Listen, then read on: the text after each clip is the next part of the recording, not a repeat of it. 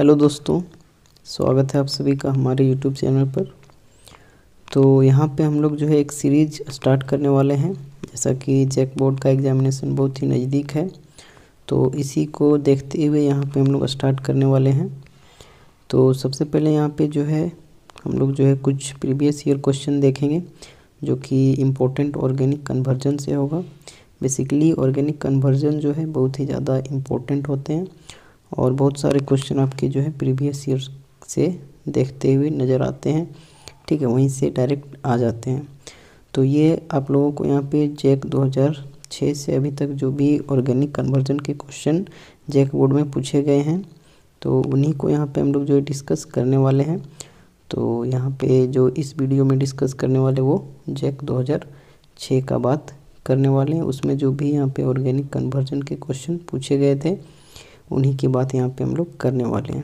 ठीक है, तो बेसिकली जो जैक 2006 में पूछा गया था ऑर्गेनिक कन्वर्जन से, तो चलिए उसके यहाँ पे क्वेश्चन को हम लोग जो है सॉल्व करना स्टार्ट करते हैं।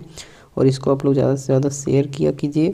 आप लोगों को बहुत ही अच्छे तरीके से एकदम इसी तरीके से और भी यहाँ पे अभी तक जितने भी क्वेश्चन पूछे गए हैं उसको कराया जाएगा। और बेसिकली यहीं से आपके क्वेश्चन जो है ऑर्गेनिक कन्वर्जन से देखने को मिल ही जाएंगे।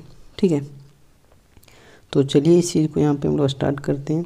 तो फर्स्ट क्वेश्चन यहाँ पे कुछ इस तरीके से आपको पूछा गया है, जिसमें आप लोग देख सकते हैं। पूछा है कि कन्वर्ट इथिलीन टू एसिटल्डिहाइड। आप लोगों को इथिलीन को जो है एसिटल्डिहाइड में कन्वर्ट करना है। ठीक है, तो सबसे पहले तो इथिलीन का फॉर्मूला कुछ इस तरीके से हम लोग लिखेंगे। बेसिकली इथिलीन को हम लोग इथिन भी कहते हैं।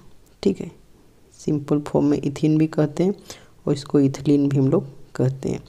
तो इसको हम लोग लिखेंगे किस तरीके से, CH2 डबल बॉन्ड CH2, मतलब ये अल्कीन का जो है कंपाउंड है। ठीक है, तो यहाँ पे उसी का डेरिवेटिव है, कह सकते हैं ऐसा भी। तो यहाँ पे इथिलीन हमारा कुछ इस तरीके से है। उसको जब हम लोग हाफ O2, ठीक है, इस तरीके से यहाँ पे लिखा गया है, हाफ O2 के साथ रिएक्ट करेंगे किसके प्रेजेंस में, PdCl2 के प्रेजेंस में, पैलेडियम क्लोराइड के प्रेजेंस में। ठीक है, PdCl2 के प्रेजेंस में, तब जाके हमारा जो है एसिटल्डिहाइड का फॉर्मेशन हो जाएगा। ठीक है, तो आपको जब भी जो है कभी पूछा जाए इथिलीन से अगर आपको एसिटल्डिहाइड कन्वर्ट करना है, तो आपको सीधा सीधे उसमें हाफ O2 के साथ रिएक्ट करना है PdCl2 के प्रेजेंस में, तब आपका इथिलीन से डायरेक्टली जो है एसिटल्डिहाइड फॉर्मेशन हो जाएगा। ठीक है, तो बहुत ही अच्छा क्वेश्चन था। इसमें बेसिकली यहाँ पे आप लोगों को अप्रोच कैसे लगाना है, यहाँ पे पूछा गया है कि एसिटल्डिहाइड बनाना है इथिलीन से। ठीक है, तो एसिटल्डिहाइड बेसिकली एक क्या है, एसिटल्डिहाइड एक यहाँ पे एल्डिहाइड का ही फॉर्मेशन है, एसिटल्डिहाइड जो है वो क्या है, एक एल्डिहाइड का फॉर्म है, डेरिवेटिव है, कह सकते हैं। ठीक है, तो यहाँ पे हम लोगों को जब भी इस तरीके के क्वेश्चन देखना आए, तो अगर आप ऑर्गेनिक को अच्छे तरीके से पढ़े होंगे तभी आप इन सभी क्वेश्चन को कर सकते हो। ठीक है, तो आपने यहाँ पे जो है पूछा गया इस चीज़ को पढ़ा होगा अपने एल्डिहाइड के प्रिपरेशन में, जहाँ पे आपने फ्रॉम अल्कीन से पढ़ा होगा। तो वही चीज़ यहाँ पे डायरेक्टली अप्लाई, अगर आपको अच्छे तरीके से याद होगा सारा कन्वर्जन, तो आपको कहीं भी दिक्कत नहीं होगा कोई भी चीज़ को ऑर्गेनिक में कन्वर्जन में। ठीक है, तो ये क्वेश्चन यहाँ पे पूछा गया था 2006 में। चलिए आगे बढ़ते हैं। अगला क्वेश्चन यहाँ पे पूछा गया था कि convert nitrobenzene to iodobenzene. Nitrobenzene को जो है आयोडोबेंजीन में कन्वर्ट करना था। सिर्फ एक ही चीज़ का यहाँ पे डिफरेंस मिल रहा है, नाइट्रो और आयोडो का। ठीक है, तो ये चीज़ जो है आपको एमीन चैप्टर में आपने पढ़ा होगा। अगर आपने एमीन चैप्टर को अच्छे तरीके से पढ़ा होगा तो आप आसानी से इस चीज़ को कन्वर्ट कर सकते हो। तो इसका जो है नाइट्रोबेंजीन से आयोडोबेंजीन का कन्वर्जन वो थोड़ा आपको जो है स्टेप बाय स्टेप लॉन्ग पड़ जाता है, जिसमें यहाँ पे कुछ इस तरीके से आप लोग देख सकते हो। इस चीज़ को मैं और बड़ा कर देता हूँ। यहाँ पे नाइट्रोबेंजीन का स्ट्रक्चर कुछ इस तरीके से होता है।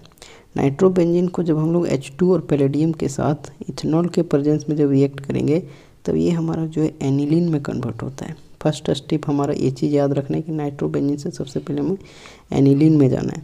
उसके बाद इस एनिलीन को क्या किया जाता है कि NaNO2 और HCl के साथ रिएक्ट किया जाता है, जिसमें यहाँ पे जो उसका टेम्परेचर होता है 0 से 5 डिग्री सेल्सियस लिया जाता है जनरली।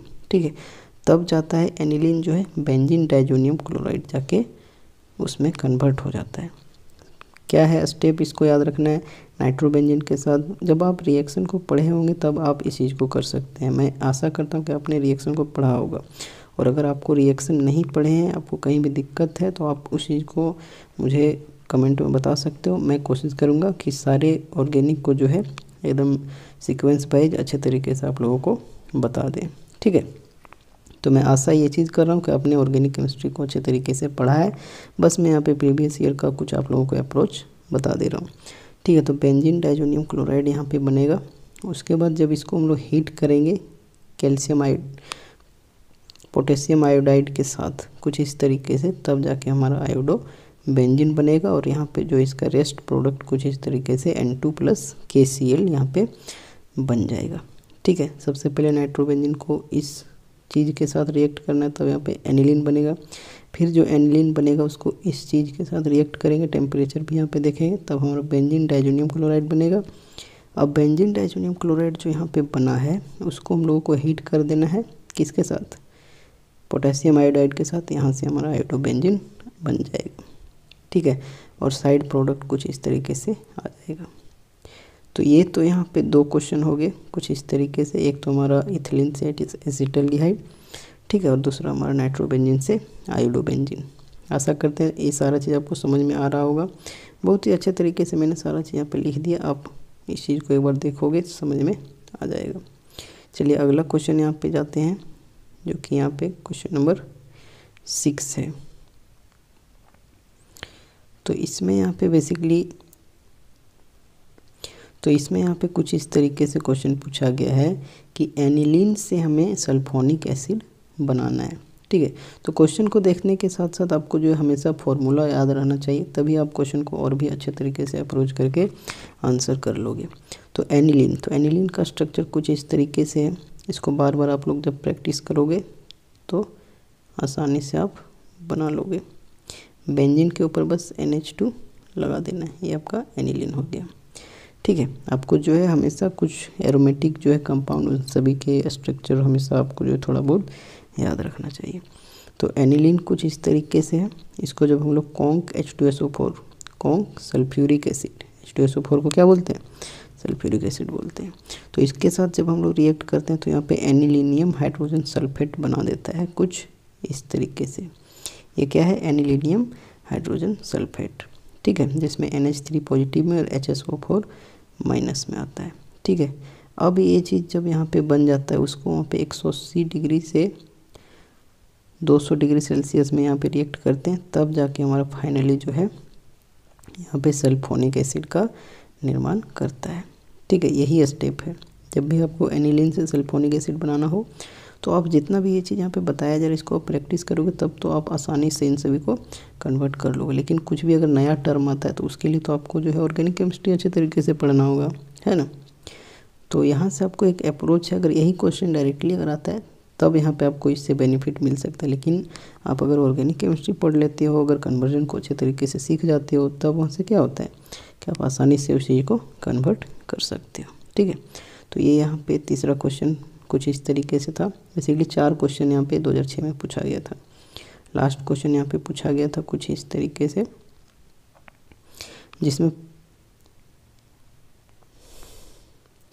जिसमें यहाँ पे पूछा गया था कि इथाइल एमीन को इथेनॉल में कन्वर्ट करना था, ठीक है। क्या पूछा गया कि convert ethyl amine to ethanol. Ethyl amine को इथेनॉल में यहाँ पे आप लोगों को कन्वर्ट करना था। तो इथाइल एमीन तो यहाँ पे एमीन से देखने को मिल रहा है बेसिकली, और इथेनॉल यहाँ पे क्या देखने को मिल रहा है, अल्कोहल। अल्कोहल क्या होता है, OH जिसमें लगता है, ठीक है। तो ये चीज़ यहाँ पे क्वेश्चन पूछा गया था। अब इसको हम लोग किस तरीके से करेंगे, तो सबसे पहले इथाइल एमीन का स्ट्रक्चर लिख देंगे, ठीक है। इथाइल एमीन का स्ट्रक्चर इसको अगर एक्सपेंड करेंगे तो इसको हम लोग किस तरीके से लिखेंगे, CH3 CH2 और NH2 को हम लोग इस तरीके से भी लिख सकते हैं, NH2। यही हमारा होता है इथाइल एमीन।